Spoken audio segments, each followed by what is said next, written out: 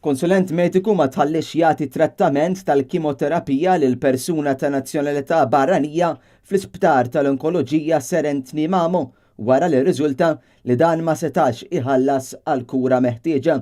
Dan kien irrappurtat f'The Times of Malta kif f'rapport intqal li skont ir-rapport tal-Ombudsman tal-2017 il-pazjent li l-applikazzjoni tiegħu għall-istatus ta' rifuġjat kienet ġiet miċħuda kien ittieħed lejn l-isptar Mater Dei fejn kellu jiġi operat minħabba il-kundizzjoni li kien jinsab fiha.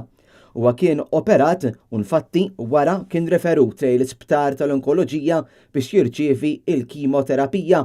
Hawnhekk il-konsulent li kien qiegħed jagħti l-kura lil Barrani kiteb lill-Kummissjoni tas-Saħħa biex jingħata linji gwida u għajnuna fuq dan il-każ. Dan għaliex il-pazjent ma kellux flus għall-kura. Il-Kummissarju tas-Saħħa min-naħa tiegħu informa lill-Ministeru tas-Saħħa fuq dan il-każ mediku u spjega l-fatt li l-persuna barranija li għandha bżonn il-kura kienet tinsab bla flus.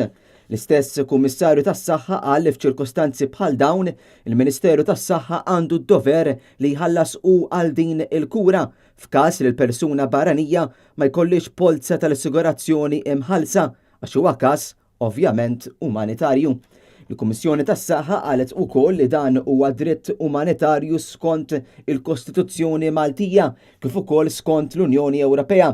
Għalhekk irrakkomandaw li l-persuna jingħata l-kura meħtieġa mingħajr dewmien għax dan huwa każ kruċjali. Iżda, il-Ministeru tas-Saħħa qal li se juża fondi Ewropej allokati għall-Istati membri f'każ ta' immigrazzjoni.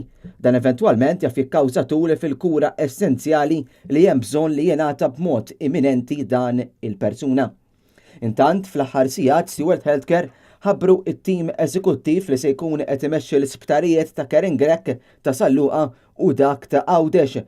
Dawn se jkunu taħt it-tmexxija tat-tabiba Nadine Delikata li hi l-istess persuna li kellha kariga fit-tmexxija tal-isptarijiet lokali taħt l-operatur preċedenti Vitals Healthcare.